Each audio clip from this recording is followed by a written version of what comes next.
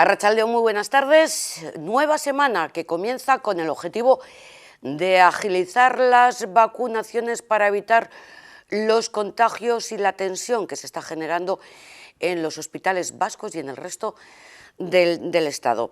De hecho, aquí en España se esperan recibir desde el 26 de abril y durante todo el mes de mayo, o sea, abril, mayo, y se ampliará hasta junio, según ha informado, 1.700.000 dosis de la vacuna Pfizer a la semana. Lo ha dicho la ministra de Sanidad.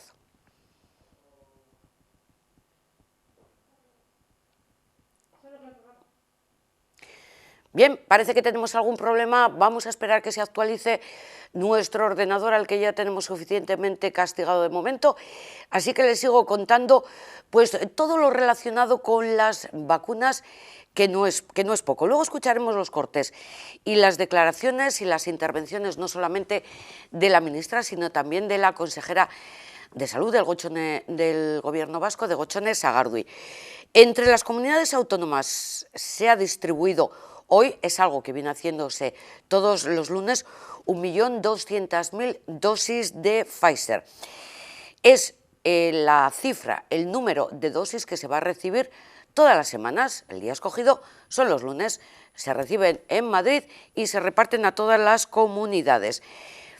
La vacuna Janssen, hay 146.000 dosis que están esperando en los almacenes en la aprobación para que puedan ser distribuidas y, por lo tanto, administradas. Esto estaba previsto que el martes, ya veremos si se cumplen estas previsiones o no, se pronuncie la Agencia Europea del Medicamento. ¿Qué tiene que decir la Agencia Europea del Medicamento? Pues tiene que decir si los países de la Unión Europea vacunan o no con Janssen, es decir, si los riesgos de trombosis, superan a los beneficios de la vacuna.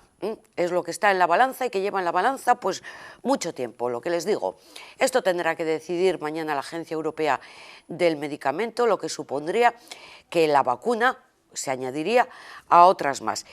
Carolina Darias ha dicho que se van a recibir 5,5 millones de dosis de entre abril y junio. ¿Esto a qué se refiere? Pues a lo común de las vacunas. Por ejemplo, vamos con Pfizer, 20 millones en 3 meses. Vaya quedándose con los datos, pues no sé, pues por decirles algo. Pfizer, 20 millones de vacuna entre abril, mayo y junio. AstraZeneca, 7 millones. Y Moderna, 3,5 millones a la que habría que añadir, si lo autoriza Janssen. Vamos a escuchar a la ministra Carolina Darias. Solo de Pfizer. Por tanto, ese objetivo de alcanzar esa inmunización del 70% de la población de nuestro país a final del verano está al alcance de nuestra mano. Nuestro objetivo es vacunar, vacunar y vacunar. Efectivamente, con una, con la otra, por ejemplo, AstraZeneca, que se administró a menores de 55 años de diferentes gremios, como por ejemplo policías, a los bomberos. Después empezó la vacunación a los menores de 65 años. Ahora AstraZeneca se va a administrar a las personas entre 60 y 69 años. Y mientras tanto, ha dicho Gotzone Sagardui, la vacunación de los mayores continúa. No solo hemos ido a los centros de día, sino que además hemos administrado la vacuna en cercanía a sus domicilios, y en los casos en los que no se han podido trasladar o no se están pudiendo trasladar, lo estamos haciendo acudiendo a sus domicilios. Hemos llamado personalmente a todas las personas mayores de 80 que no estaban residenciadas. Ahora lo que hemos abierto es una vía en la que se ha demostrado además que se genera una agilidad y además una adecuación de las citas, porque pueden cogerla como mejor les puede venir respecto a otras actividades que puedan tener, y que mayoritariamente, insisto, ha sido muy bien acogida. Y vuelvo a insistir, y además aquellas que no saben utilizar esa herramienta no se han quedado fuera de la vacunación ni se van a quedar. Vamos con otros titulares, podríamos llamarlo, del tema de la vacunación. Por ejemplo, que el Gobierno ultima que las mutuas puedan vacunar contra la COVID. Están negociando y parece que las mutuas podrían, sería una forma también de agilizar el proceso de vacunación. También, otro titular, se habla de posponer la segunda dosis hasta 8 semanas, bueno, los de AstraZeneca que han recibido la primera dosis podrían recibir la segunda de Pfizer o de Moderna. Gutierrez Sagardui ha dicho lo que decida Madrid. Nosotros seguiremos los criterios que establezca la EMA, pero que evidentemente después pasan por el Consejo Interterritorial. Bueno, de momento hacemos una pausa porque les vamos a hablar de que las personas además con diabetes existen, ya saben ustedes, las personas con riesgo a las que habría que vacunar de forma prioritaria. Personas con diabetes, si se contagian, tienen un riesgo mayor de padecer una COVID peligrosa, es decir, pasarlo peor que cualquier otra persona que se contagie. Vamos a ampliar esta información y a escuchar las recomendaciones de Nerea Gil, especialista en endocrinología y nutrición del Hospital San Juan de Dios en Santurce. Arratsaldeon, Nerea, muy buenas tardes.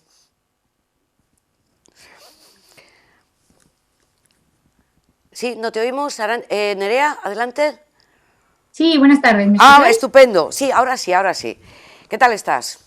Muy bien, ¿vosotros? Bien, aquí intentando afrontar esta semana de nuevo con las vacunas como telón de fondo y como obligación, diríamos. En el tema de la diabetes, 200.000 personas padecen diabetes en Euskadi. ¿Es eso una cifra alta o digamos que está dentro de la normalidad? Es una cifra muy alta. Entonces, como la diabetes es una enfermedad tan prevalente y tan importante, sobre todo, como comentáis, de cara a la COVID, pues muy importante que estos pacientes se vacunen de manera prioritaria. Pero ¿están incluidos las personas que sufren diabetes dentro de los grupos de riesgo? ¿Están siendo ya vacunados en general? Pues en realidad no se les está dando la prioridad que debería. Se está vacunando por grupos de edad, pero de momento no se les está dando una prioridad como se les debería estar dando. Entendemos, por tanto, que una de las peticiones podría ser que se incluyeran, definitivamente, para que cuanto antes se les administrara alguna de las vacunas. Efectivamente, cualquiera de las vacunas, con que estén vacunadas, con eso ya disminuiríamos el riesgo, porque tenemos clarísimo que los pacientes con diabetes, si adquieren COVID, va a ser una forma más grave, o tienen más riesgo, por lo menos, de que sea una forma más grave. En términos generales, ¿la diabetes es peligrosa? Sí, la diabetes, si no se tienen los cuidados adecuados, pues es una enfermedad que aumenta el riesgo cardiovascular y aumenta el riesgo de muchas otras patologías. Aumenta el riesgo de infartos, aumenta el riesgo de ceguera, aumenta el riesgo de amputaciones. Entonces, es una enfermedad que no se trata de tenerle miedo, pero que tenemos que saber cuidar y, sobre todo, intentar prevenirla, porque podemos prevenirla. ¿Y cómo se puede prevenir? Pues sobre todo con unos buenos hábitos de alimentación y intentando hacer ejercicio de manera habitual. Hemos leído que el factor de riesgo es la obesidad precisamente y el sobrepeso. Sobre todo en la diabetes tipo 2, que es la más prevalente, que es la que podemos prevenir, es el factor de riesgo fundamental. ¿Cuáles son las características de esta diabetes tipo 2? Pues son sobre todo en pacientes edad adulta, aunque eso cada vez se está adelantando más, porque antes se decía la diabetes del paciente mayor, del anciano, y eso ya, pues eso, cada vez estamos viendo pacientes más jóvenes, pero eso sobre todo es un paciente, pues eso, con sobrepeso, con obesidad, y pues a partir de los 50, 60 años, donde más prevalencia vemos de diabetes. Digamos esta diabetes, la que acabas de llamar, Nerea, de adultos ¿Sí? o de mayores, ¿estaba latente ya en el organismo o esos malos hábitos alimenticios han sido los que la han desarrollado? Pues muchas veces sí que hay un cierto componente genético, es decir, tener antecedentes en la familia sí que nos va a predisponer a tener más riesgo de diabetes, pero esos malos hábitos alimenticios es lo que hacen que termines teniendo la diabetes. Quiero decir, si tú tienes antecedentes en la familia, pero mantienes los buenos hábitos, mantienes ejercicio, no tienes por qué terminar teniendo la diabetes. Pero si tienes antecedentes en la familia y no cuidas los hábitos y no haces ejercicios, pues al final todo eso es lo que va a desencadenar la diabetes. ¿Cuáles serían los alimentos prohibidos para una persona con diabetes? Hombre, pues sobre todo lo más conocido por todo el mundo son los dulces, ¿vale? Pero sobre todo son los hidratos de carbono, ¿vale? Que al final es el pan, la pasta, la patata, el arroz. No es que estén prohibidos, pero es que no pueden abusar de esos grupos de alimentos, ¿vale? Hay que hacer una alimentación al final equilibrada, básicamente una dieta mediterránea, no abusar de las grasas e intentar, bueno, pues comer un poquito de todos los grupos, ¿no? Pues una alimentación rica en verduras, en fruta, meter pues carne, pescado, huevos en proporciones controladas y bien repartidas a lo largo del día. Me imagino que también las bebidas azucaradas estarán prohibidas, los refrescos y demás. Efectivamente, intentar evitar lo máximo posible. ¿Cuál es la diferencia entre una diabetes 2 y una diabetes tipo 1? La diabetes tipo 1 es sobre todo en niños y adolescentes y se produce de una manera más súbita porque los anticuerpos lo que hacen es destruir el páncreas y dejas de producir insulina prácticamente de manera inmediata, en una cuestión de días o semanas, ¿vale? Entonces, en esos pacientes necesitamos poner insulina desde el inicio porque su páncreas ya no es capaz de producirla.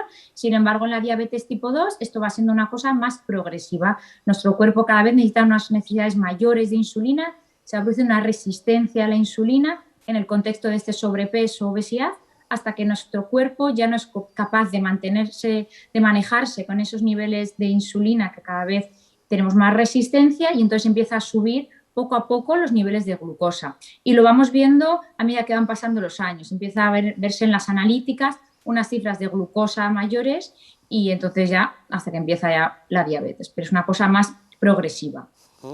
Podríamos decir que la de tipo 1 es más peligrosa, no sé, por el tratamiento, porque necesita darse insulina, aunque yo sé que ha evolucionado mucho, sobre todo para los niños, afortunadamente. Ha mejorado mucho porque ahora ya tenemos muchas más herramientas en cuanto a bombas de insulina, sensores, etcétera.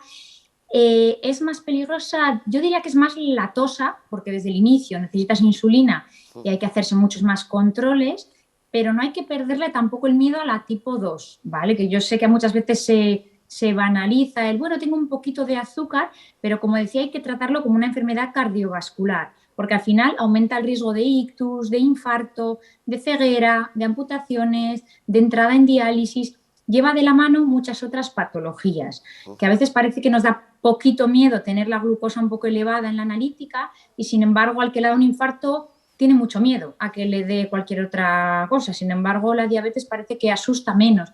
Y no se trata de asustar, se trata de tenerle el debido respeto y cuidarlo, porque si te cuidas puedes tener una calidad de vida estupenda. Y una persona diabética, si coge la COVID, ¿cómo lo va a pasar?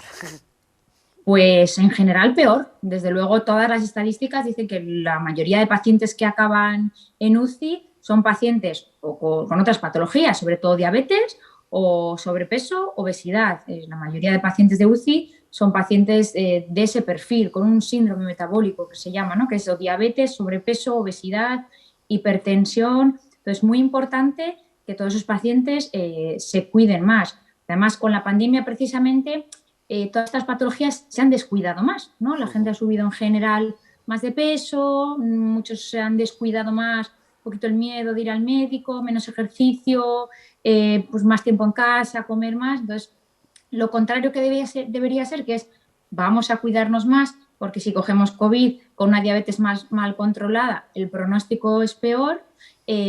Ha ido a lo contrario, han empeorado en la mayoría de pacientes diabéticos. Claro, doctora, pero lo mismo que estás diciendo es lo que ha pensado cada uno en su casa. Uy, noto unos pequeños síntomas y estoy engordando y me noto rara, pero igual espero un poquito antes de ir a la consulta. ¿Lo has notado en tu consulta ahí en el Hospital San Juan de Dios? Mucho, sí, mucha gente es verdad que por miedo ha dicho voy a esperar un poquito, ahora no es momento. Pues bueno, no se trata de hiperfrecuentar el hospital, la consulta, Pero bueno, también está la consulta telefónica. Nos podéis consultar muchas cosas por teléfono, por videoconsulta, por email. Estamos a vuestra disposición para aclarar todas las dudas. Entonces, estamos para que nos consultéis todas aquellas dudas, todos esos dolores. Entonces, no hay que dejarlo, porque al final pues nos vamos dando sustos. Entonces, lo que ideal es prevenir y tratar las cosas a tiempo. Nerea, vamos a simular como que te acabo de llamar a la consulta y quiero hacer una pequeña consulta telefónica. Noto que he engordado, que por cierto es verdad, que llevo una vida muy sedentaria y me preocupa porque te estoy escuchando este tema de la diabetes, pero no me noto ningún síntoma diferente. ¿Cuál podría ser ese síntoma? Bueno, ¿y hace mucho que no te haces análisis? Muchísimo, ni me acuerdo. Bueno, ¿has notado que tengas más sed, que estés orinando más? Sí. Bueno, pues ese podría ser un síntoma de que tienes la glucosa más alta, ¿vale? Cansancio también podría ser otro de los síntomas. Yo sé que este año, pues con todo lo que está pasando, el cansancio a veces es un poco difícil de distinguir si estamos aburridos de la pandemia, si estamos cansados en general. Pero bueno, yo empezaría, pues eso, a hacer una analítica, que es donde vamos a ver si la glucosa está más elevada. Pero síntomas de tener la glucosa elevada es orinar más, tener más sed, el cansancio. Cuando ya está muy alta, la pérdida de peso también paradójicamente puede ser un síntoma de una diabetes ya muy descontrolada, ¿vale? Pero para empezar sí que haría una analítica para ver un poco cómo está todo y luego empezar a organizar un poco las pautas de alimentación y ponernos las pilas con el ejercicio. Al aire libre se puede hacer perfectamente, no hace falta que vayamos al gimnasio si es lo que a la gente le da miedo, a caminar, a andar en bici, cuando empiece a hacer buen tiempo a nadar a la playa si queremos. Tenemos toda a nuestra disposición, se puede hacer y si nos podemos cuidar. Me gusta porque no estamos hablando de pastillas, estamos hablando simplemente eso de unos hábitos de vida saludables, buenos para la diabetes, pero en general para todo el organismo, ¿verdad, Nerea? Efectivamente, individualmente es hacer unas pautas de alimentación buenas para todo, para la diabetes, para la tensión, para el colesterol, va a ser para todo. Tenemos la diabetes 2, que es la más habitual, esa que decimos que... Sí, la más frecuente. Eso, sí. Es que cuando nos vamos haciendo mayores, yo no sé qué tanto por ciento, podemos terminar teniendo diabetes. Un porcentaje muy alto de la población, estamos hablando a lo mejor de un 40%. Pues la verdad es que eso es que nos cuidamos muy poco y lo que hacemos lo hacemos mal. Sí, un porcentaje muy alto. Hemos hablado de la diabetes tipo 1, la de los niños. ¿Existe alguna otra o quedaría dividido en existen otros tipos de diabetes, de formas de diabetes, son genéticas, ¿vale? Son tipos más raros, las tipo MODY, y que son unas formas un poco intermedias. Vale. Perdón, ¿afecta más a la mujer o al hombre? Sobre todo más a la mujer. ¿Ves? Me lo imaginaba. ¿Por qué? No debería. Todo lo malo. Que si los trombos, esto es un plan un poco... Que si los trombos con AstraZeneca y con Janssen más a las mujeres. Que si la diabetes también. Bueno, esto no me está gustando nada, fíjate. También vivimos más. Bueno, es verdad, también eso es. Nos vamos a quedar con esos consejos de... ¿Lo podría llamar de tratamiento o no? Vamos a recordarlos, sí. Nerea. ¿Consejos de tratamientos para prevenir diabetes? Por ejemplo, empezamos con los de prevención. Bueno, pues prevención, sobre todo hábitos de dieta mediterránea, sobre todo intentar evitar azúcares, evitar abusar de hidratos de carbono, pan, pasta, patata, arroz y aumentar el consumo de verduras, de fruta, de fibra, evitar bebidas también azucaradas y evitar alcohol, ¿vale? Y hacer ejercicio de manera habitual, ideal caminar 1 horita o ejercicio si es un poco más intenso, media horita todo el día sería también un ejercicio adecuado. Vale. Cuéntanos un poquito qué días tienes consulta ahí en el Hospital San Juan de Dios. En San Juan de Dios estoy los jueves por la tarde, de 3 a 7 y media. Y lo que comentaba, el miedo a ir a la consulta, que no sea un freno, porque siempre están todos los medios de videoconsulta, de consulta telefónica, que yo siempre pongo a disposición de todos los pacientes y que además ha aumentado muchísimo durante este año de pandemia. Pues eso, pues que muchas personas les da un poco miedo y no hay ningún problema. Muchas cosas se pueden ir adelantando, se pueden ir solicitando analíticas, se pueden solucionar dudas, incluso tratamientos que haya que cambiar se pueden ir haciendo, no hay ningún problema. Pues nos quedamos con estos datos y sobre todo mucho cuidado para no coger la COVID, o sea que todas las medidas y las recomendaciones sanitarias de mascarilla, distancia, hay que ser especialmente cautos en este caso, ¿verdad? Obviamente. Tenemos que seguir con mucho cuidado, que todavía nos queda, a ver si vamos avanzando con la vacunación poquito a poco, pero bueno, sería muy importante que vayamos un poquito más rápido. Y a ver si desde las instituciones sanitarias incluyen también a este colectivo ya en los próximos para la vacunación, cualquiera de ellas, lo repetimos, ¿verdad? Cualquiera, sí, cualquiera nos vale, donde haya protección será suficiente. Nerea, muchísimas gracias por estar con nosotros, doctora, que no tengas mucho trabajo porque significaría que nos estamos cuidando, pero me parece que va a haber trabajo para dar y tomar. Bueno, muchas gracias, un placer. Gracias, un beso muy fuerte para la doctora Nerea Gil. Ella es especialista en endocrinología y nutrición en el Hospital San Juan de Dios de Santurce. Hablábamos de las personas con diabetes, ella lo explicaba muy bien, sobre todo esta diabetes tipo 2, que ya ha aprendido, es la que vamos cogiendo con la edad y nos va afectando más a las mujeres, no sé por qué. Una pequeña pausa, volvemos con todos ustedes. Seguimos hablando de consejos y recomendaciones y de cómo los ayuntamientos también y las mancomunidades ponen en marcha programas de ayuda a las personas que han sufrido la COVID. Nos referimos en esta ocasión a la puesta en marcha de un programa de apoyo a personas afectadas por COVID en Uribe Costa, en los 7 municipios que componen esta comarca. Hablamos con el presidente de esta mancomunidad, con Josu Landaluce. Arratsaldeon, muy buenas tardes. Vaya, Arratsaldeon. Arratsaldeon, ¿qué tal? Estamos viviendo en la comarca y en Sopela estos últimos días de contagios. Bueno, ¿qué le vamos a hacer? Es lo que nos toca vivir, es lo que llevamos sufriendo desde hace ya más de un año. Y bueno, en este momento, en lo que es la Mancomunidad de Uribe Costa, vamos a, no sé si tocar madera o encomendarnos a quién, pero bueno, de momento Verango está un poquito complicado y Urduliz parece que también, pero los demás, bueno, vamos, todavía estamos en zona amarilla, cerca de naranja. Bueno, los vecinos de la mancomunidad se están portando muy bien. Y para los que han sido afectados por el COVID, se ha puesto en marcha el apoyo a las personas afectadas. ¿En qué consiste este apoyo?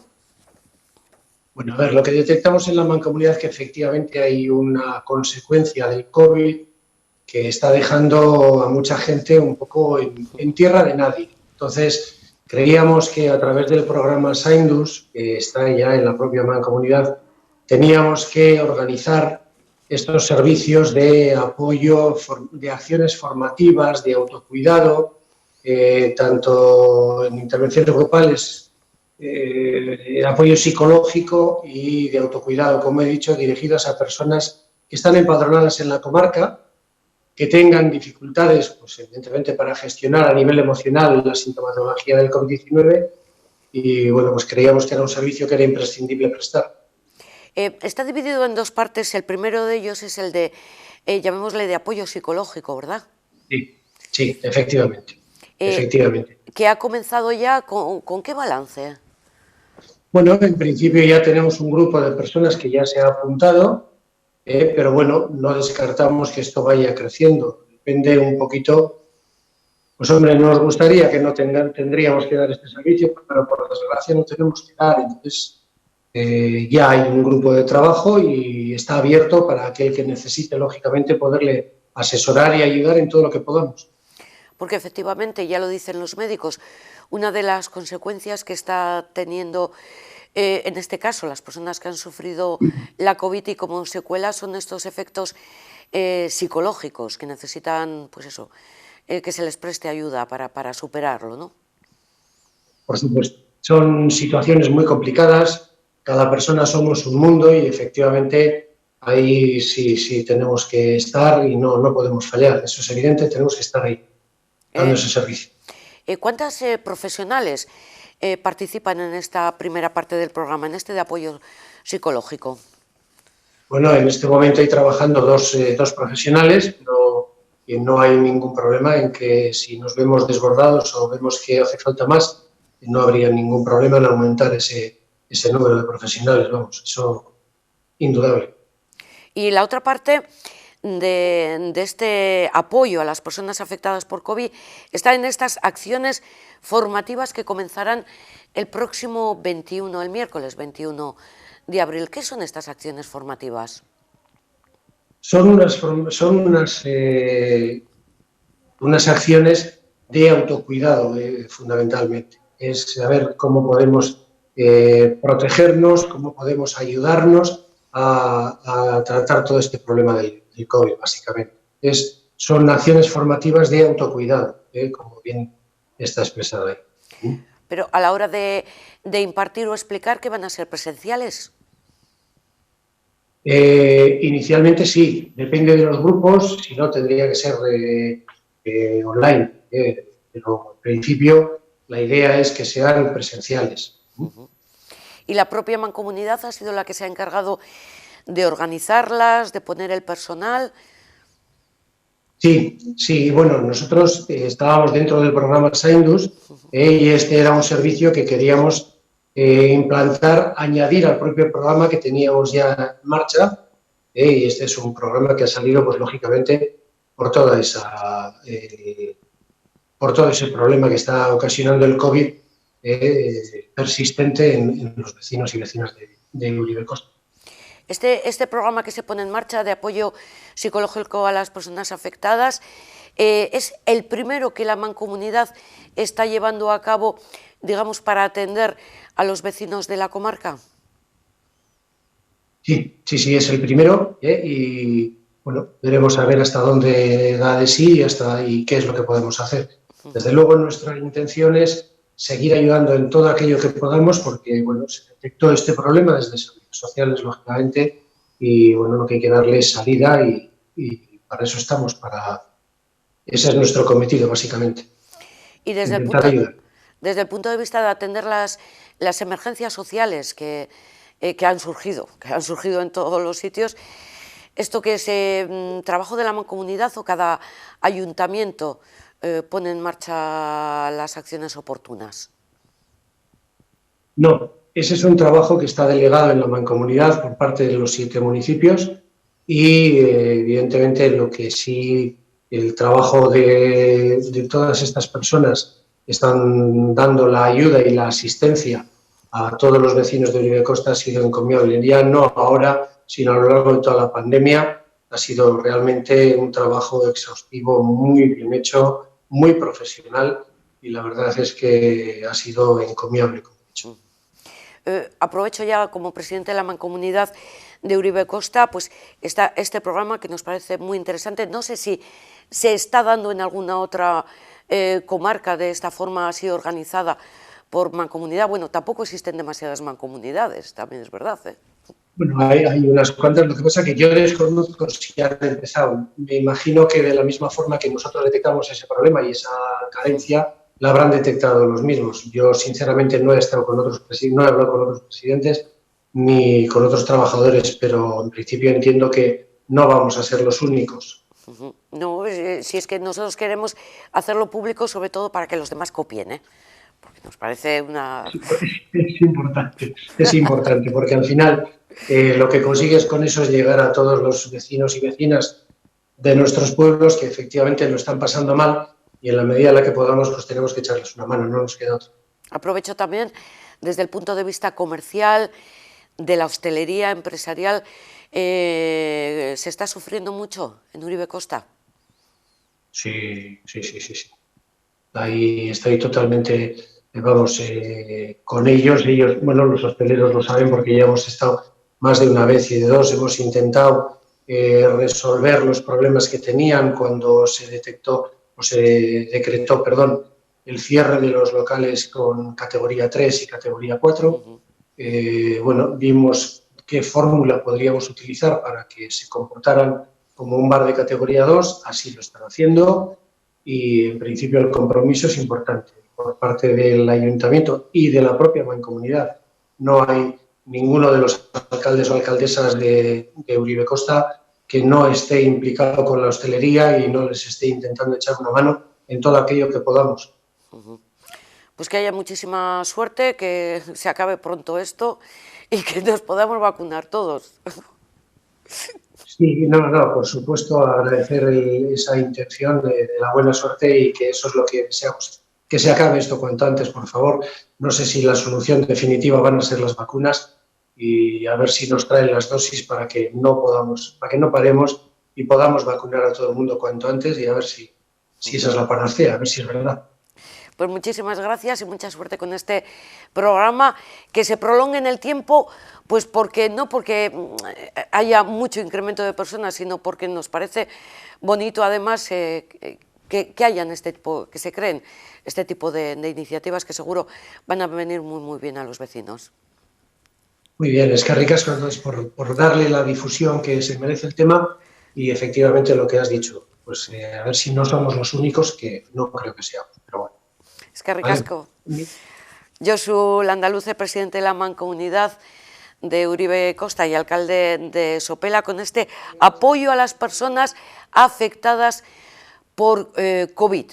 Apoyo a las personas afectadas por COVID, un doble apoyo, el psicológico y el de las acciones formativas. Si pertenecen a alguno de los municipios, de los 7 municipios de la comarca, pues ya saben, pueden dirigirse a su ayuntamiento o a través de las páginas web encuentra toda la información, inscripciones, un email, y si no lo encuentra, pues se dirigen a nosotros, que estaremos encantados de ofrecerles toda la información que necesiten. Un poquito más de vacunas, un poquito más. Venga, por edades, mayores de 80 años, repetimos, Pfizer y Moderna. Objetivo, impulsar la puesta de segundas dosis, sobre todo a los mayores de 80 años, que ya tienen que estar vacunados. Cuando acabe esta semana, yo creo que debería ser el 100%. La Janssen, cuando llegue, si se aprueba mañana, sería para personas entre 70 y 79 años. Pues no lo sabemos. Ese era el objetivo inicial, no estamos ahora en condiciones porque ya saben que van cambiando de un día para otro. Y AstraZeneca, de momento, solo para la franja de población de 60 a 69 años. Vale, que sí que sabemos que han vacunado con AstraZeneca a los menores de 55 años por gremios, bomberos, policías, etcétera. ¿Recibirán una segunda dosis de otra vacuna? Pues no lo sabemos, yo creo que ni los responsables lo saben. Otra, titular, las personas que han recibido la vacuna Pfizer probablemente necesitarán una tercera dosis en el plazo de 6 meses a 1 año. Bueno, esto a la fecha de hoy. Y la consejera de Salud, Gochone Sagardui, mientras tanto dice, ojo con la movilidad, ojo, hay que cumplir las restricciones, ojo a las nuevas cepas. Estamos mejor preparados, eso también hay que decirlo, ¿no?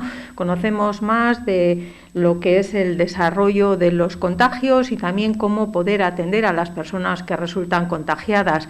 Pero sí es cierto que, por un lado, la movilidad, tampoco olvidemos que en estos momentos tenemos una movilidad relativa, que están perimetrados aquellas localidades que tienen una incidencia mayor a 400 sobre 100.000. Es una circunstancia que a principio de la pandemia nos llevó a una situación de confinamiento confinamiento domiciliario, que en estos momentos no planteamos porque se trata de convivir con ese virus. Luego tenemos dos circunstancias que sí son importantes. Uno, las mutaciones del propio virus, y además saben que la cepa británica prácticamente ha sustituido al virus original. Por otro lado, tenemos la aparición de otras relevantes, quiero decir, de otras dos mutaciones, como son la brasileña y la sudafricana, cuya característica principal es la mayor contagiosidad.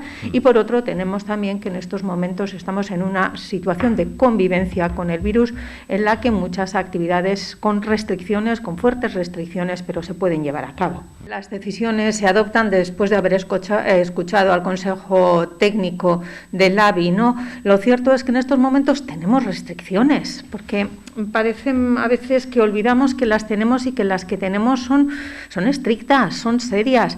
El tema está fundamentalmente en que las cumplamos. Esto ocurre aquí, no solamente en Euskadi, sino en todo el Estado, que tenemos la pelea, está en el lío con las vacunas, y mientras tanto estamos en la cola de la vacunación.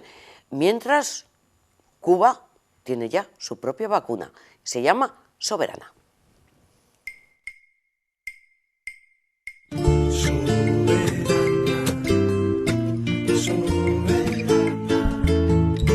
Hay una vacuna en mi tierra hermana, es de todo el pueblo, es la Soberana.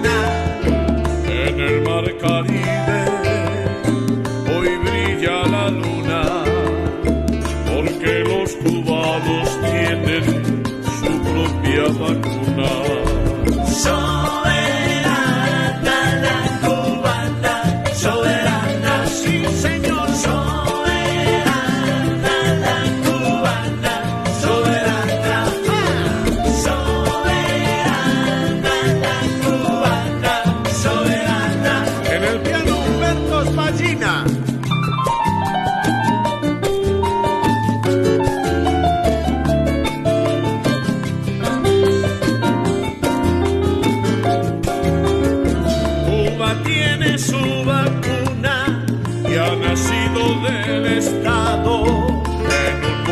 Consumido por las leyes del mercado. Hoy cantamos estos versos con barbijo y protocolo. Está súper comprobado que nadie se salva solo. Soberana la cubana, soberana. Como dijo Quilapayún cuando estaba Fidel, al virus que asome en la cabeza. Soberana la cubana, soberana. Un saludo a Rafael que no pudo estar aquí, pues le está peleando al virus ese bicho añade muy. Soberana la cubana, soberana. Aquí se queda la clara contribución de la ciencia con su querida presencia, la vacuna soberana.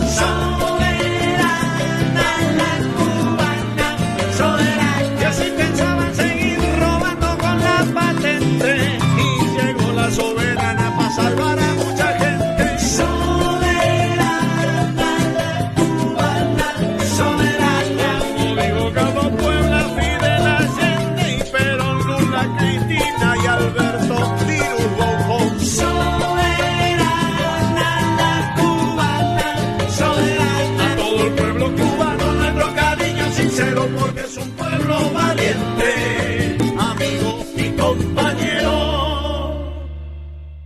Bueno, desde allí nos ha llegado la canción de la vacuna Soberana, la vacuna cubana fase 3 y a punto de ser administrada ya a los cubanos. Mientras aquí, en el Estado, en Madrid y también en Euskadi, más concretamente en Baracaldo, en Biocruces, lo que se está haciendo es un ensayo clínico para evaluar la combinación de vacunas en personas que han recibido la primera dosis de AstraZeneca.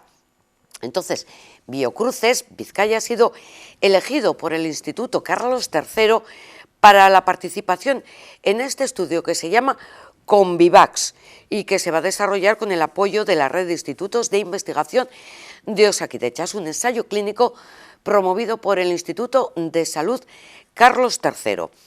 El ensayo clínico Convivax, que se pone en marcha la semana que viene, pretende conocer la respuesta del organismo en cuanto a seguridad y a la capacidad de activar el sistema inmunitario e inducir una respuesta inmune de una dosis de vacuna Pfizer en personas que tengan una primera dosis de la vacuna AstraZeneca. Lo explica desde el Instituto Carlos III Raquel Lloti.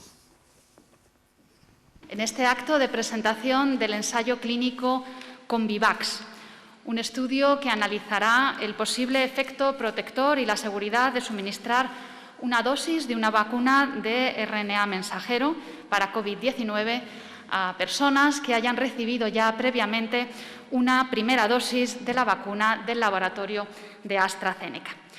Como todos ustedes saben, el Instituto de Salud Carlos III, el ISCI, es un organismo público de investigación, un organismo autónomo que depende funcionalmente tanto del Ministerio de Ciencia e Innovación como del Ministerio de Sanidad, debido a sus funciones singulares en el ámbito sanitario. La misión de nuestra institución es proteger la salud de los ciudadanos y luchar contra las enfermedades a través de nuestra herramienta más valiosa, a través de la ciencia. Y fieles a esta misión, los investigadores y los gestores del Instituto de Salud Carlos III y toda la comunidad científica vinculada a esta institución han ofrecido lo mejor de sí mismos durante la peor pandemia de los últimos 100 años, tratando siempre de dar respuesta desde el ámbito científico con talento y con una enorme generosidad. Y realmente supone un gran orgullo haber tenido la oportunidad de conocer de cerca esta entrega y esta generosidad. Y, por tanto, quiero aprovechar estas primeras palabras para reconocer, una vez más, el trabajo de la comunidad científica y sanitaria de nuestro país, los investigadores e investigadoras del estudio Convivax que van a presentar el estudio, tanto de forma presencial como por videoconferencia, representan este esfuerzo y este compromiso. Y quiero agradecer también muy especialmente la presencia del ministro de Ciencia e Innovación, la presencia de la ministra de Sanidad. Gracias por acompañarnos esta mañana y, sobre todo, gracias por respaldar siempre, en todo momento, a lo largo de toda esta pandemia, la generación de evidencia científica. Bueno, pues esta es la presentación de este estudio que se pone en marcha y en el que participan diferentes instituciones sanitarias, y en el caso que a nosotros se refiere y nos afecta es Biocruces Vizcaya, que como saben está en el Hospital de Cruces. Nosotros nos vamos ahora hasta la OSI de Basurto, porque lo que se ha dado a conocer son los objetivos, el plan de desarrollo de gestión para este año 2021 de esta OSI Bilbao Basurto, que afecta al propio Hospital de Basurto, pero también a los centros sanitarios de la capital vizcaína. Vamos a escuchar a Alejandra Gil, que es la directora médica, y a Carmele Ibarra, directora de Enfermería en Funciones, explicar los objetivos para este año. Carmele y os vamos a presentar varios de los proyectos de forma priorizada y resumida que vamos a llevar a cabo durante este año, que algunos ya hemos iniciado, para poder dar respuesta a las 7 líneas estratégicas que conforman el reto 1 de nuestro plan estratégico, que es atención centrada en las personas y resultados en salud. La seguridad del paciente, y es que en todas nuestras actuaciones tiene que estar muy presente. Este año la pandemia ha dejado patente una necesidad que teníamos desde hace mucho tiempo, que era la creación o poder contar con un servicio de medicina preventiva y salud pública en la organización. Es verdad que control de infección estaba asumiendo varias de estas tareas, pero bueno, necesitábamos dar un impulso a la vigilancia, a la prevención y al control de las infecciones a nivel hospitalario. También debemos de mejorar, junto con la unidad de seguridad, en este sentido, toda la gestión de las incidencias de seguridad y las declaraciones como una herramienta muy potente para poder crear esa cultura de seguridad del paciente. Queremos mejorar las rondas de seguridad de las unidades y por los servicios, y así de esta manera también junto con la dirección poder ir determinando o planteando oportunidades de mejora que podamos difundir a través de toda la OSI para mejorar este aspecto. Respecto al ámbito quirúrgico, nos hemos propuesto mejorar la adherencia a todas las medidas de evitación de las infecciones quirúrgicas y alcanzar un objetivo que alcanzamos de forma global, pero no tan de forma específica en la parte de urgencias, de las intervenciones urgencias, que es cumplimentar los checklists, las listas de verificación de seguridad quirúrgica para los pacientes que vayan a ser intervenidos.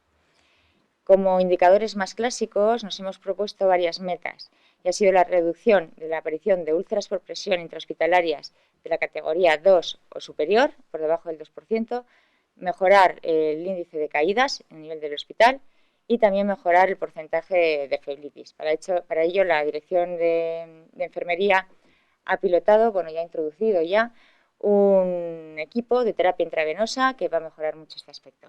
Siguiendo con la línea de humanización en la atención, el objetivo para este próximo año de nuestra OSI es el promover la cultura de humanización en todos los procesos asistenciales de la OSI.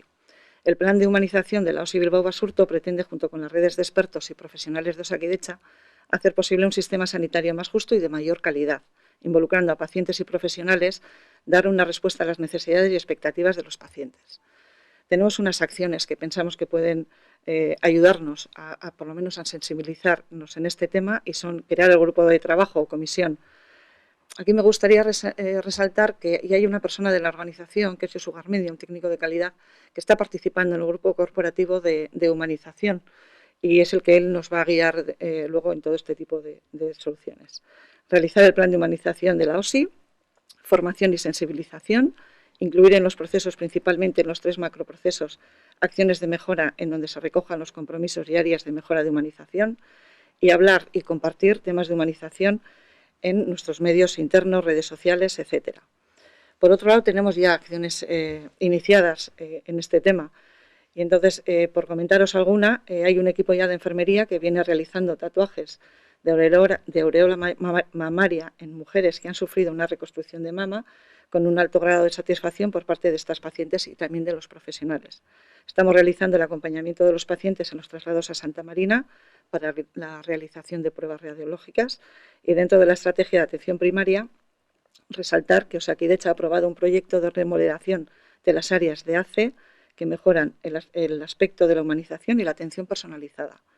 Por otro lado, también implantaremos un despliegue de un proyecto que se denomina Chandaka, que es un proyecto gestor de colas que el subdirector de sistemas os va a comentar luego. De la OSI Bilbao Basurto para este año 2021. Hay muchos más, intentaremos ir ofreciéndoselo en días sucesivos. Pero no todo va a ser salud. Recuerdan que la semana pasada les informábamos de la comparecencia del ministro de Seguridad Social de Escrivá en la comisión del Pacto de Toledo y en el que hizo algunos anuncios referidos a las pensiones, por ejemplo, en favorecer el retraso a la jubilación o penalizar las prejubilaciones, algún otro más, como que las pensiones sean a través de la IPC. Hoy analizamos estos anuncios con Joan Encuyat, de la Mesa Estatal por el Blindaje de las Pensiones. Arratsaldeon, muy buenas tardes. Buenas tardes, Arratsaldeon. Me imagino que tienes conocimiento de estos anuncios que no sé si llamarlos un poco brindis al sol o globo sonda o va a ser una realidad. Bueno, yo creo que los anuncios que ha presentado el ministro Escrivá, en primer lugar, creo que es importante que sean sometidos al debate social y a que puedan ser escuchadas todas las partes, las diferentes sensibilidades, los diferentes sectores y agentes sociales. Esto es algo que desde la Mesa por el Blindaje de las Pensiones hemos defendido siempre.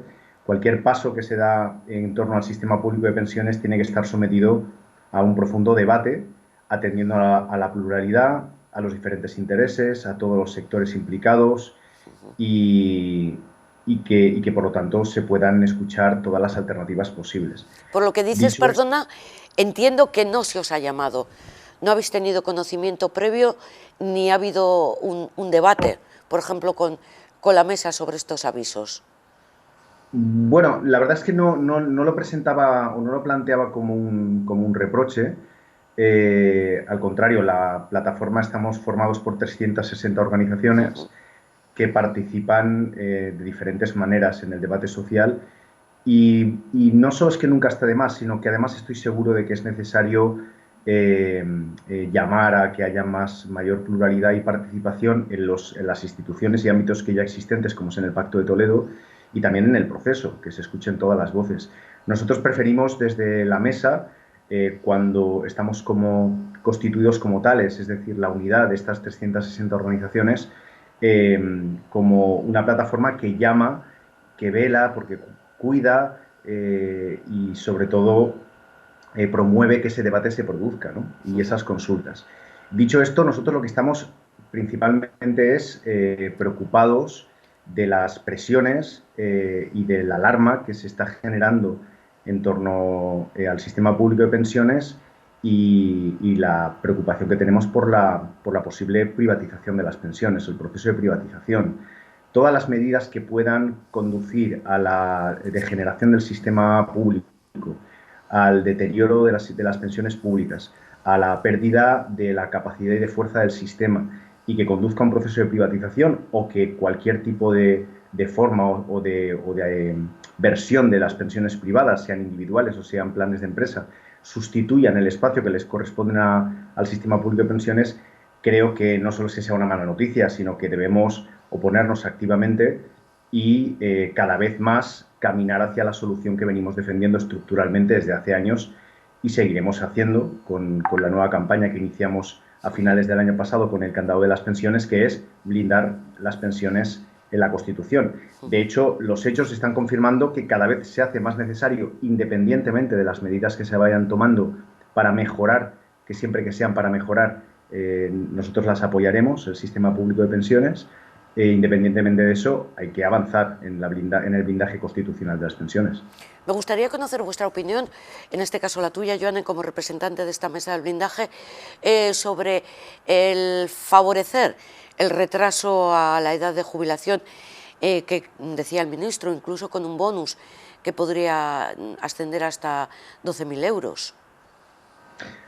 A ver, en esto de nuevo hay diferentes posiciones y creemos que es importante el debate. Hay quien está planteando que hay que tener cuidado con este tipo de medidas porque hay que ver qué repercusión va a tener en el nuevo empleo, en el empleo joven, es decir, retrasar la edad de jubilación que impida que nuevos trabajadores o que la gente joven pueda acceder a su primer puesto de trabajo, a nuevos puestos de trabajo.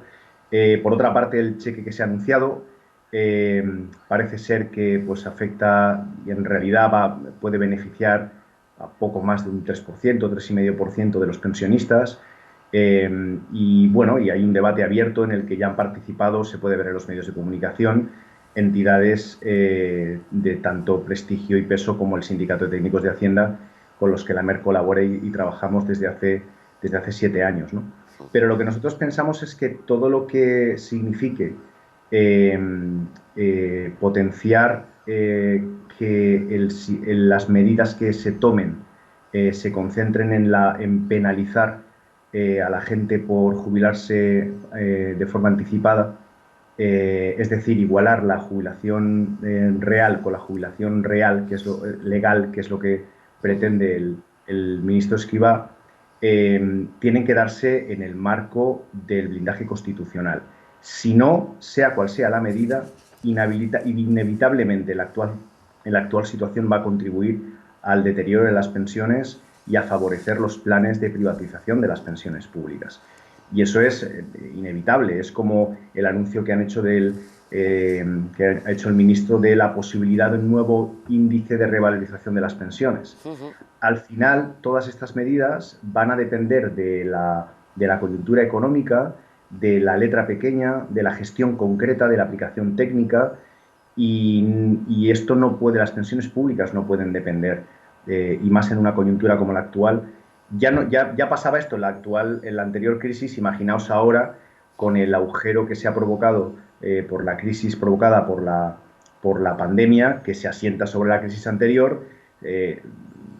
Nos esperan años muy difíciles y creo que es el momento de prepararnos para lo que viene o para lo que ya está aquí, anunciando a la población que el país y el gobierno y el Estado no va a permitir que nadie se quede desamparado y, por lo tanto, elevará a un grado constitucional, elevará a un grado de derecho fundamental la prohibición de que las pensiones se privaticen y asegurar el poder adquisitivo. Este es el problema principal. ¿No te parece que elevar la edad de jubilación a los 67 años es algo que en principio está previsto para el 2027, que puede parecer muy lejos, pero ¿no es un poco excesivo? Sí, claro. O sea, bueno, para determinadas profesiones es más que excesivo y para determinados trabajos es más que excesivo. El retraso de la edad de jubilación tiene como consecuencia, ha tenido como consecuencia un proceso de deterioro de las pensiones públicas, y igual que el aumentar los años para el cómputo de la pensión. Son todo medidas que bueno, entran dentro del debate de las diferentes alternativas que se pueden dar para mejorar el sistema público de pensiones, pero que siempre que se den en el marco de un supuesto peligro para la sostenibilidad, pues creo que los demócratas debemos prevenirnos y debemos apostar por dotarnos de ese blindaje.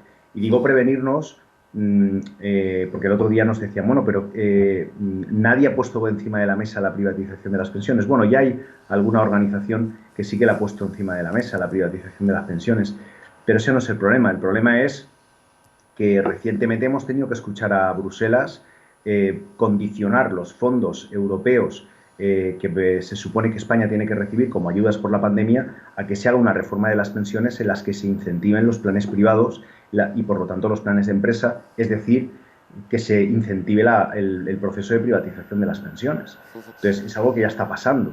No es que alguien tenga un objetivo que vaya a cumplir o que alguien haya anunciado, es que eso está pasando ya. Hemos tenido que escuchar, por ejemplo, a determinadas instituciones recomendar que se reduzca la cotización social, la cotización de los trabajadores a la seguridad social, y que parte de esa cotización sea la que se asigne directamente a la formación del plan de los planes de empresa o de este futuro plan de empresa o futuros planes de empresa de los que se está hablando, lo que significa la degradación del sistema público de pensiones. Entonces, ya no solo es algo, como tú decías, que tienes razón, de consideración con una gran mayoría, una inmensa mayoría de trabajadores, después de muchísimos años de trabajo, alargar más la edad de jubilación, en fin, no se corresponde, sino que además estamos hablando de un proyecto estructural para el país. Lo que queremos es mayor estabilidad, mayor seguridad, lo que queremos es mayor tranquilidad para el conjunto de la población. Bueno, si hay que hacer un esfuerzo, pues es normal, pues todos hacemos un esfuerzo. Lo que pasa es que una parte de la sociedad ya hizo un esfuerzo durante la anterior crisis y seguramente pues, quienes no hicieron ese esfuerzo pues deban hacerlo ahora, ¿no? Y devolver a la sociedad todo aquello que recibieron en esa crisis, ¿no? Pero esto es una cuestión a debatir. Lo que yo creo que en todos los demócratas podemos ponernos de acuerdo es que estabilidad y seguridad pasan porque nuestra Carta Magna asegure a la población que será inconstitucional que por activa o por pasiva se pueda privatizar el espacio que ocupan las pensiones públicas y que las pensiones pierdan poder adquisitivo.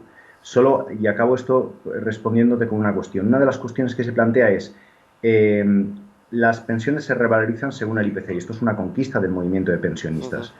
Vale, pero ahora vamos a introducir un nuevo índice que se revise cada 5 años en el Pacto de Toledo, porque, o sea, es un nuevo índice para calcular la revalorización según el IPC. ¿Por qué tenemos que depender cada 5 años de que sea el Pacto de Toledo donde se revise?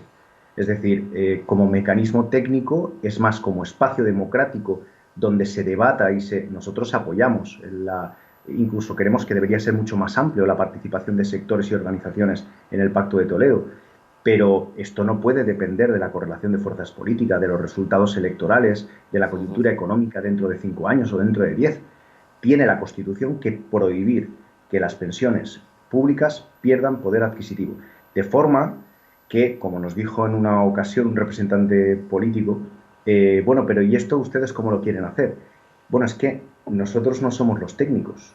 No. La sociedad civil exigimos a los técnicos y exigimos a quienes votamos para que dirijan el país que encuentren las soluciones, que las debatan y que las apliquen, pero que nuestra Constitución, que es la ley de leyes, penalice a quien permita por activa o por pasiva que las pensiones pierdan poder adquisitivo. Hagan ustedes lo que quieran, pero que vayamos siempre a mejor, no a peor. De todas formas, por lo que te escucho, Joan, me entra hasta miedo, porque vista la situación económica, que los políticos van por el lado recaudatorio y que las pensiones cada vez son mayores por el tema de la pirámide poblacional, por el tema de la lógica subida de las pensiones que debe haber anualmente, al final lo de la privatización como que no lo estoy viendo tan lejos, ¿eh? Bueno, ese es el problema que nosotros planteamos a finales del año del año pasado, y que seguiremos este año y por supuesto el que viene, que es el problema de dotar de un candado a las pensiones. Y lo hicimos porque creo que todos vimos desde antes del verano anterior, del verano pasado, cómo volvía a cobrar fuerza el peligro de privatización de las pensiones. Y esto es una cuestión que es estructural para nuestra sociedad. Por mucho que tengamos problemas en otros terrenos gravísimos, no solo el sanitario, que es el que preocupa a toda la sociedad y en el que creo que la unidad de la sociedad debe ser absoluta, de lucha contra la pandemia, no solo es que tengamos problemas en diferentes aspectos económicos, sino que si queremos de verdad poder tener fuerza como sociedad para poder afrontar todo esto, tenemos que asegurar que nuestros mayores no van a tener que estar preocupados por su futuro. Una vez uno ha concluido su vida laboral y, por lo tanto, ha estado sometido a los avatares de la vida y los avatares también de la economía y de quien ha gobernado en su país durante su vida laboral y, por lo tanto, qué medidas económicas se han aplicado, estupendo. Yo tengo que asumir esto y, además, hemos contribuido y, además, millones de personas gracias a las que tenemos el país que tenemos porque han trabajado todos los días. Pero yo me jubilo y entonces no tengo por qué preocuparme absolutamente de nada. Como cuando nos decían, bueno, pero ustedes, los de la MERP, quieren convertir a los pensionistas en una especie de privilegiados de la sociedad. Bueno, ya se puede utilizar el adjetivo de privilegiados, pero efectivamente nosotros lo que queremos es que nuestros pensionistas, nuestros mayores, cuando uno se jubila, pasa a otro estatus. Es decir, no tiene por qué preocuparse, tiene seguridad. Y no es privilegiado, es recibir lo que ha aportado. Y te estaba escuchando además atentamente y digo, están, si me permites la expresión, racaneando pensiones cuando algunos tienen pensiones vitalicias por pocos años de vida laboral en política y en altos cargos que desarrolla, cosa que sería injusto desde todos los puntos de vista. Yo, político, al ministro, racanearle a unos pensionistas cuando sabes que vas a tener una pensión vitalicia máxima, pues de alguna forma yo me pondría colorada. Pero bueno, esto como comentario. Yo ya te digo que nosotros, la verdad, en las relaciones que hasta ahora hemos tenido con la mayoría de partidos con los que nos hemos reunido, que no lo hemos hecho con todos los del actual arco parlamentario, pero con la inmensa mayoría de ellos, la verdad es que hemos tenido una muy buena respuesta y una buena predisposición. Y siempre entendemos que un cambio como este es un cambio difícil y lo que intentamos es humildemente dar ejemplo. Es decir, unirnos nosotros, tantas organizaciones, y estamos seguros porque permanentemente nos llegan adhesiones de que seguiremos creciendo, unirnos primero los diferentes con esta causa común del blindaje constitucional para insistirles una y otra vez en que deben ponerse de acuerdo en blindar las pensiones. Dicho esto, lo que dices, pues bueno, tienes mucha razón en que hemos tenido que ver cómo en nuestra Constitución se blindaba el pago de los intereses de la deuda, el pago de la deuda, el pago de los intereses de la deuda, el techo de gasto, y por lo tanto se ponía la obligatoriedad de pagar a los acreedores del Estado por encima incluso del pago de las pensiones. ¿Cómo no se va ahora, en estos momentos, con la que se nos está viniendo encima, a dar un paso que es el de prohibir de forma explícita la privatización de las pensiones en la Constitución? Y, permíteme, escuchábamos el otro día también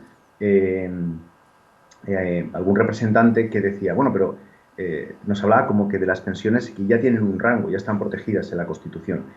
Lo primero que deberían explicar, y nosotros no nos cansaremos de explicarlo, es que las pensiones públicas no están consideradas un derecho constitucional en la actualidad. Y esto es así.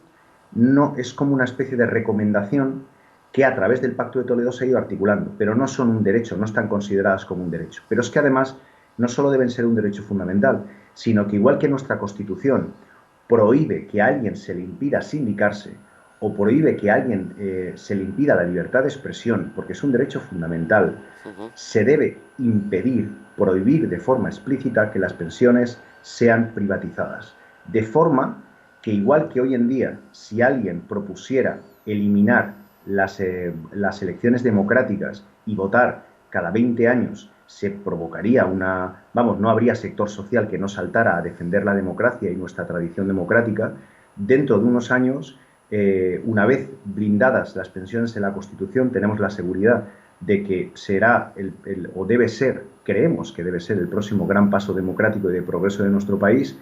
Pues pasados unos años sea impensable que se pueda tomar ninguna medida pensando en las pensiones públicas que no sea para mejorar su gestión, no para degradarlas en el poder adquisitivo o poner en peligro porque se puedan privatizar. Ha quedado claro cuáles son las peticiones y los derechos de los pensionistas de ahora y del futuro. Joane, muchísimas gracias por toda esta información. Si te parece, estamos en contacto porque este tema no se va a acabar. Esto ha sido una comparecencia en la Comisión del Pacto de Toledo, pero seguramente llegará al Congreso y llegará a los estamentos oportunos. Un beso muy fuerte desde aquí, desde Vizcaya. Gracias a todos y animamos a todo el mundo a continuar siguiendo la campaña del candado de las pensiones en mer.es, si me permitís el detalle. Gracias, como siempre. Por supuesto, el candado de las pensiones. Lo hemos hablado muchas veces con Joan Cuillat, Mesa Estatal por el blindaje de las pensiones, que tiene que ser considerado, le ha explicado muy bien, dentro de la Constitución. Situación de nuestros municipios, ¿qué ha pasado? Algunos ya lo conocen, municipios como Musquis y como Marquina se abren perimetralmente y otros enseguida los conoceremos porque han caído en el nivel rojo. Ahí lo ven, 633 nuevos positivos de 7.254 test realizados. 71 de los positivos corresponden a Álava, 253 a Vizcaya y 302 a Guipúzcoa. Y ahora sí vemos cómo están nuestras localidades. Ahí otra vez continúan, algunas de ellas en números rojos, por ejemplo Bilbao, Guecho, Sestao, Portugalete y Ondarroa van a permanecer confinados una semana más. Entra Berango, aunque con ningún positivo en las últimas 24 horas, como ven Ondarroa sí tiene 2 nuevos, Bilbao, que les decíamos que permanecerá en rojo una semana más, acumula 103 más, Baracaldo suma 10, Sestao y Portugalete en nivel rojo con 9 y 8 positivos respectivamente, Santurce acumula 13 más, Trapagarán 3 y continúa en el nivel de riesgo alto, Ortuella y Abanto no suman ningún positivo, Musquis y Ziérbena 2 más cada uno, y terminamos con estos municipios en rojo que son los de la margen derecha, Erandio con 9 más, Leioa 12 y Guecho 19.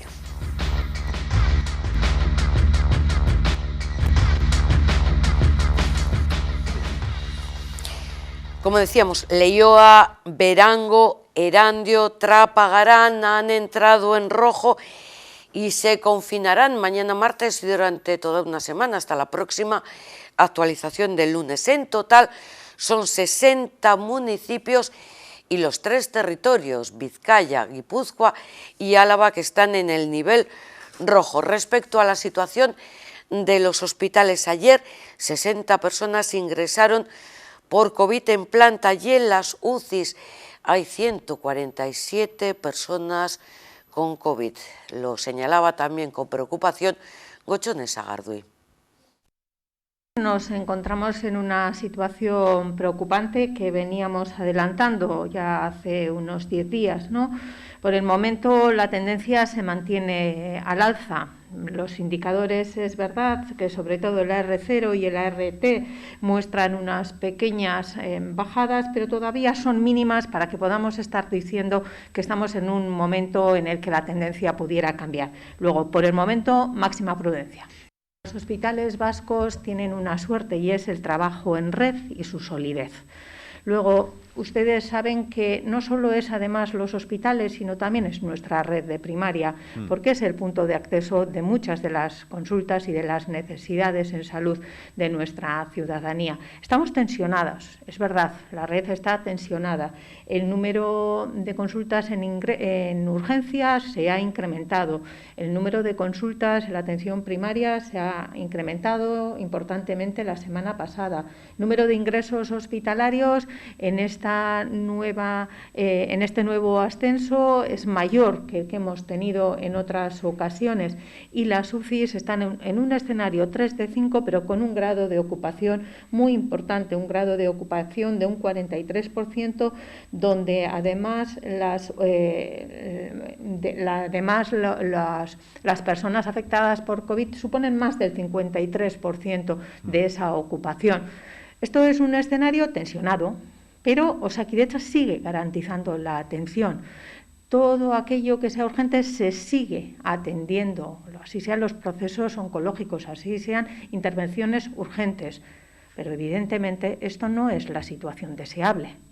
Incluso en las UCIs, que es un escenario en el cual nos fijamos mucho porque es muy importante en esta situación. Estamos con 335 camas habilitadas sobre un total de 600 al que podríamos llegar.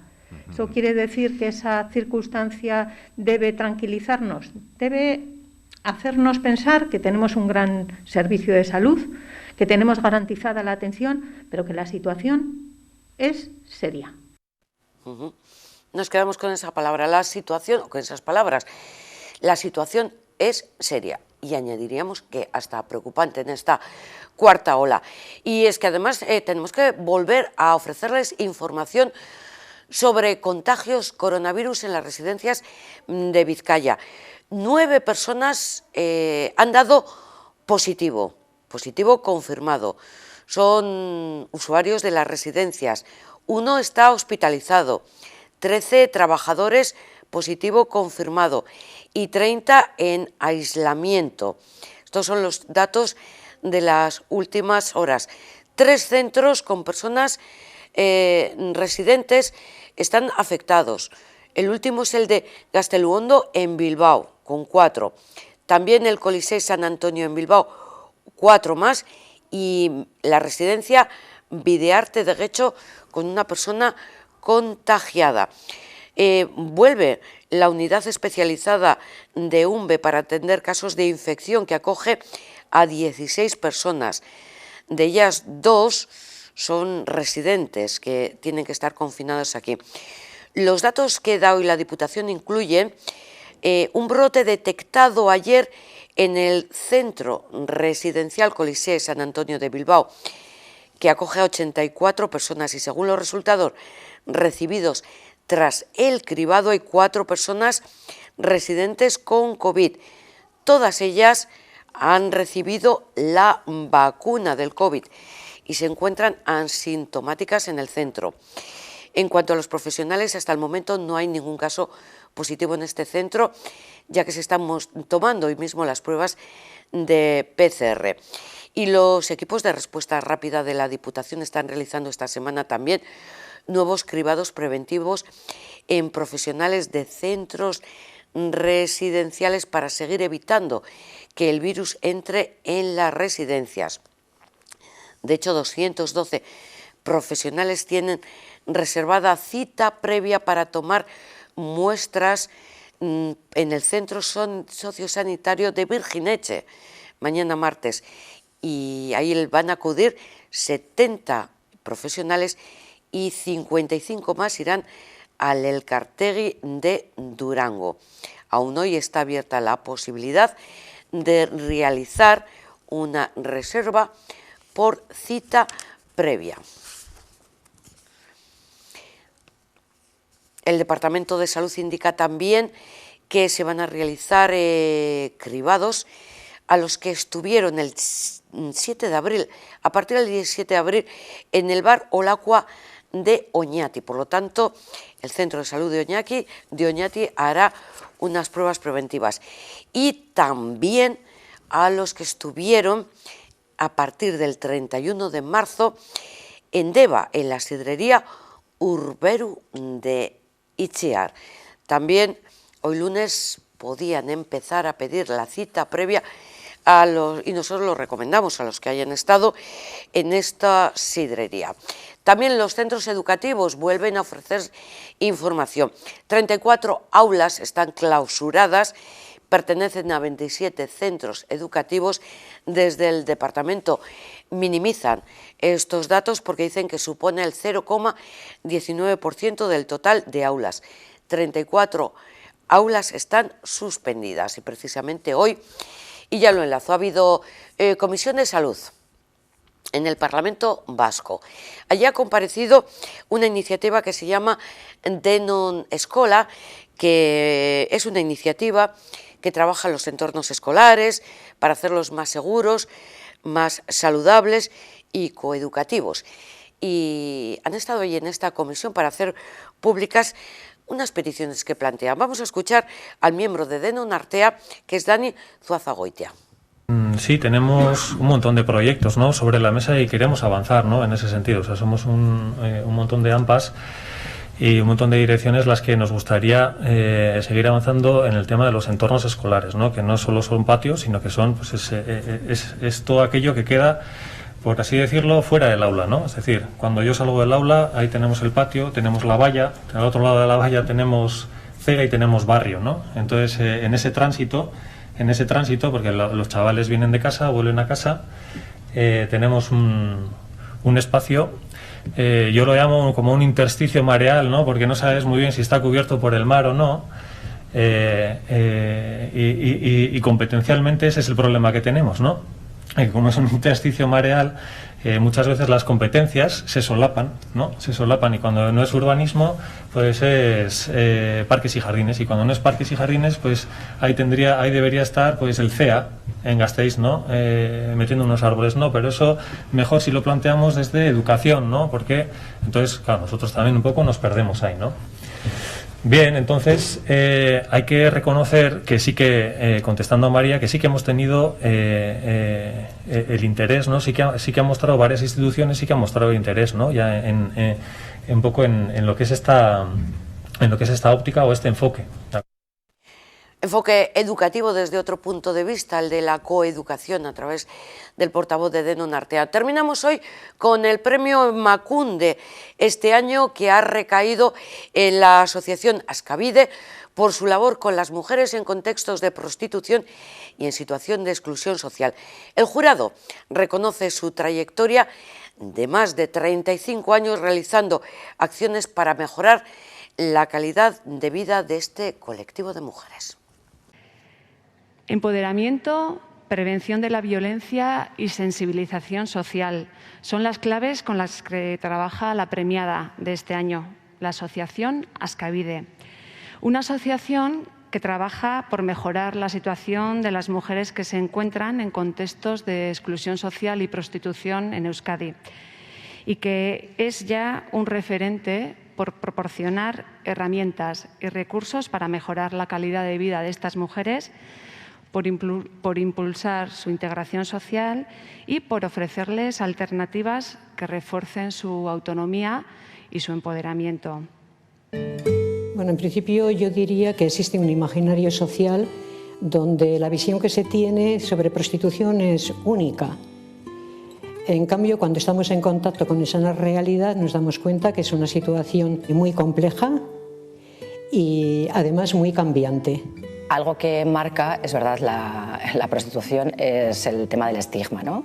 Pues porque es verdad que es una realidad que es invisible para la sociedad, porque no la vemos y cada vez menos, pero del que todo el mundo hablamos, ¿no? O tenemos una opinión. Sin embargo, pues eso, el estigma, el rechazo, ¿no?, de una actividad que socialmente no está bien vista, lo que hace es que invalida normalmente el testimonio o la voz de las personas que ejercen la prostitución. A ver, me parece que es fundamental preguntarles a las mujeres cuáles son sus necesidades, cuáles son sus intereses, cuáles son sus expectativas. Tiene que tener mucho tacto para llegar a ellas. Tem que ter, para que te habla contigo, tú tienes que tener mucho tacto. Tienes que ir bien suave, porque senão no. Yo soy extranjera, entonces tiene más confianza conmigo. Actualmente el ejercicio de la prostitución lo hacen normalmente personas que son extranjeras, tiene cara de mujer, el 99% estamos hablando de mujeres, mayoritariamente en situación de irregularidad administrativa, y aquí en Euskadi tenemos una población sobre todo que procede de países de América Latina. Si algo podría decir del motivo inicial que lleva a las personas a plantearse ejercer la prostitución, tiene que ver con necesidad económica. Y a eso se une también una escasez de alternativas o de oportunidades, ¿no? Las mujeres habitualmente ejercen la prostitución en un local, pero con cierta frecuencia se mueven de unos locales a otros, de una ciudad a otra, incluso de un país a otro.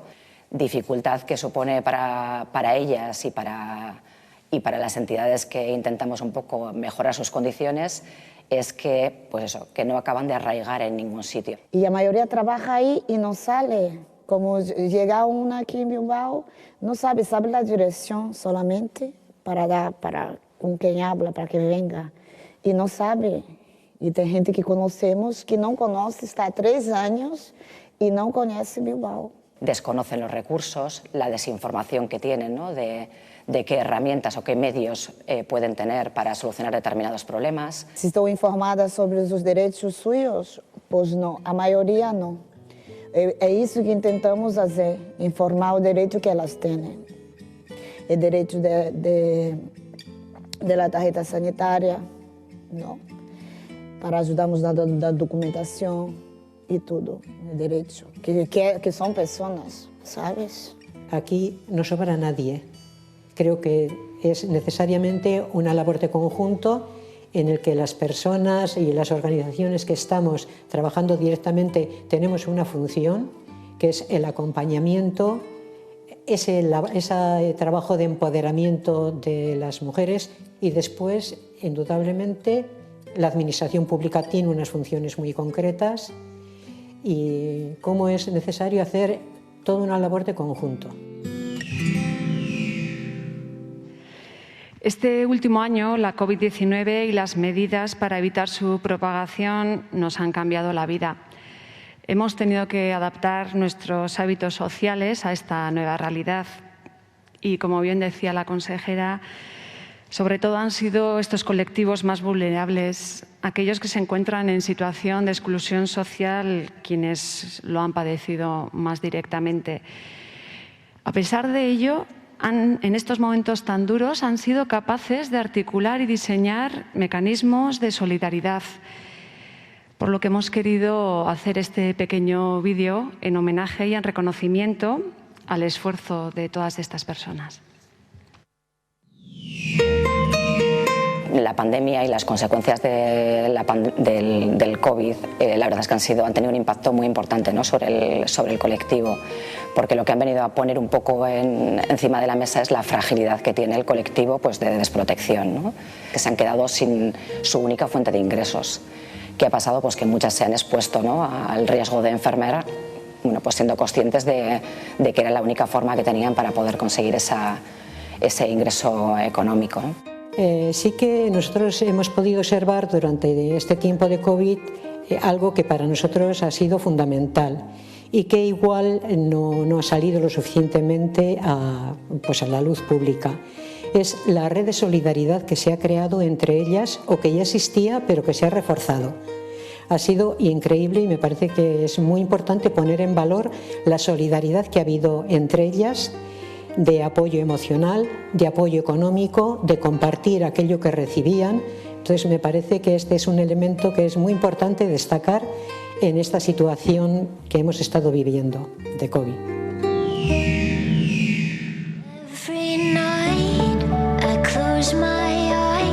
La verdad es que el premio Emakunde pues en Askabide ha sido algo pues muy emocionante y muy importante, porque es un premio que tiene mucha relevancia, tiene una parte muy importante de reconocimiento a toda la tarea que venimos haciendo desde hace 35 años y tiene también una parte muy importante de motivación para seguir trabajando.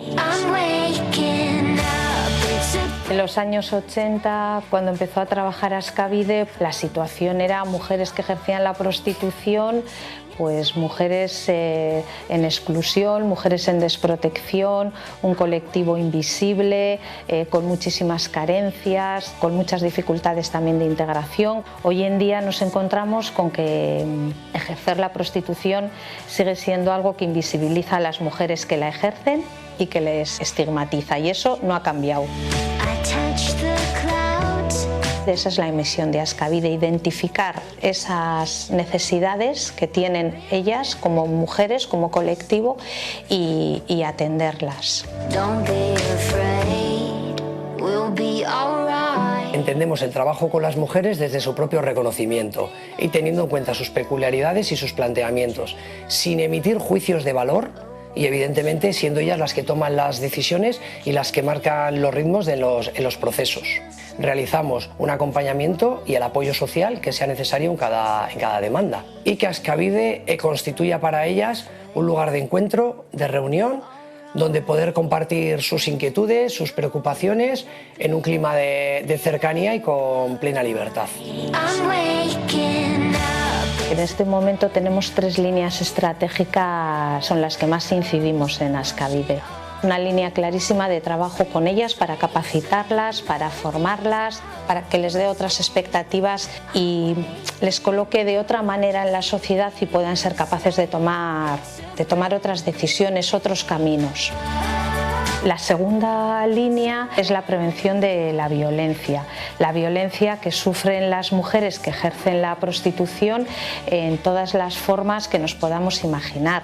Sufren violencia física, sufren humillaciones, sufren violencia psicológica, agresiones sexuales, y entonces ahí tenemos un trabajo muy importante respecto a ellas mismas para que sean capaces de identificar esas situaciones de violencia, manejarlas, dándoles herramientas para las opciones que haya pues, de denuncia o de defenderse ante esas situaciones. Y hay una tercera línea que sería también una línea de trabajo, que es la de la sensibilización social. Lo que tenemos clarísimo es que lo que hay que hacer es reivindicar los derechos de estas mujeres y hacer ver a la sociedad que son personas, que son mujeres con derechos y con dignidad. Los proyectos responden precisamente, o tratamos de que respondan a esas necesidades que vamos identificando, y en esa línea también esos proyectos se van construyendo y se van desarrollando.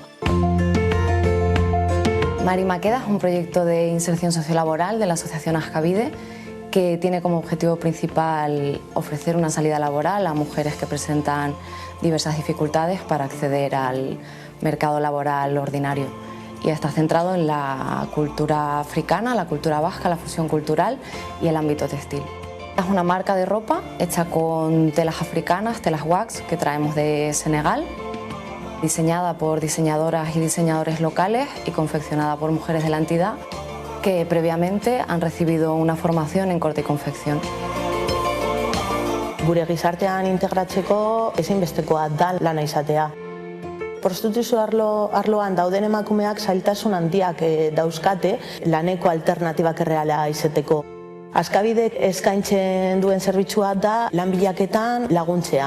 Kurrikulum egiten laguntzen diegu, edo aurkezpen gutuna, bere perfil profesionala definitzen, formakuntza egokia bilatzen. Zerbitzua da oso personalizatua. Si conseguimos que la sociedad vea al colectivo que ejerce la prostitución como mujeres, como personas con dignidad, mujeres con derechos, pues lo que vamos a hacer es conseguir una sociedad más inclusiva, más igualitaria y más justa. Lehendakari, consejera, directora de Emakunde, eskerrik asko. Qué importante y qué ilusionante ha sido para Askabide recibir este premio. Importante porque es el reconocimiento a una trayectoria y a un trabajo de 35 años. Ilusionante porque es un gran aliciente para seguir adelante con nuestra tarea. Y sobre todo porque este premio pone en valor algo que en Askabide forma parte de nuestro ADN, que es el principal pilar sobre el que se fundamenta todo lo que somos y todo lo que hacemos, la justicia social. Trabajamos para eliminar los elementos y las circunstancias que hacen que las mujeres que ejercen la prostitución soporten un estigma que las juzga por ser prostitutas durante toda su vida, invisibilizándolas como mujeres, como personas y anulando sus otras facetas, potencialidades, competencias, sueños y proyectos de vida. Trabajamos en el desarrollo de medidas y acciones que contribuyan a la eliminación de factores y condiciones que generen situaciones de desigualdad entre hombres y mujeres, poniendo un especial acento en la prevención de la violencia.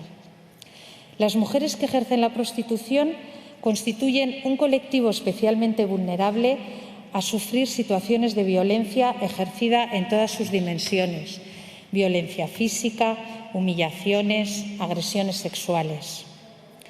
Trabajamos en proyectos y programas para el empoderamiento, con acciones destinadas a la capacitación de las mujeres que les posicionen de manera más positiva e igualitaria en la sociedad, que les permitan iniciar procesos de inserción sociolaboral y que les permitan, sobre todo, afrontar sus vidas desde planteamientos autónomos, de dignidad personal, tomando sus propias decisiones, siendo, en definitiva, protagonistas de sus procesos y de sus proyectos de vida.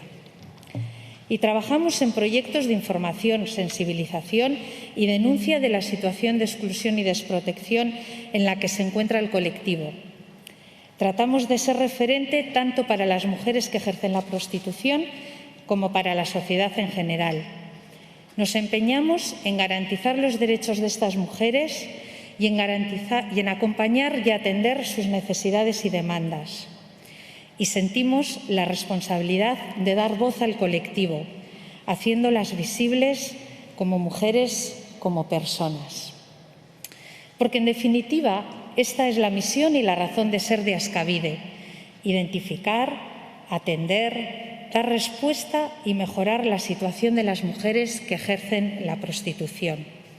Y lo hacemos en clave de transformación social, porque en Askabide estamos seguras de que, dando respuesta a las mujeres, escuchándolas desde el respeto pleno, sin juzgarlas, poniendo en valor sus vidas, sus historias, sus orígenes, dándoles visibilidad, denunciando su situación y luchando por su dignidad y sus derechos, contribuimos en la construcción de una sociedad más inclusiva, más igualitaria y, por lo tanto, más justa. Y para terminar, me vais a permitir que haga dos pequeñas menciones, dos homenajes. El primero, al trabajo de las entidades del tercer sector, siempre en primera línea, pero especialmente en estos tiempos difíciles de pandemia, en los que se ha hecho más evidente, si cabe, su nivel de profesionalidad, su compromiso, su implicación con las personas y los colectivos más vulnerables. El segundo, queridas mujeres, queridas compañeras de Askabide, que hacéis posible todo esto con vuestro trabajo y vuestra dedicación. Ya sabéis cómo me gusta definiros: como un equipo humano excepcional, formado de personas voluntarias y profesionales con una excelente capacitación, una inmensa dimensión humana, una alta implicación en el proyecto y una gran conciencia social y vocación de servicio. Un proyecto y un equipo que yo tengo el gran honor y la gran suerte de presidir y de representar. Eskerrik asko.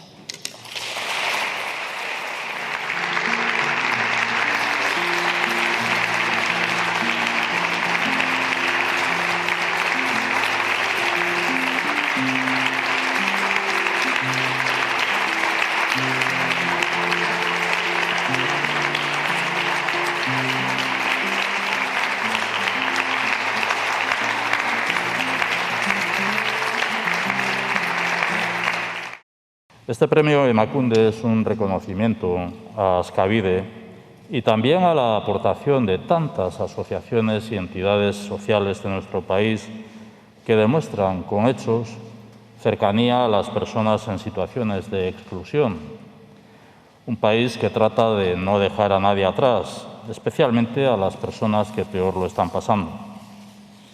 Askabide es una asociación que dignifica este objetivo de país.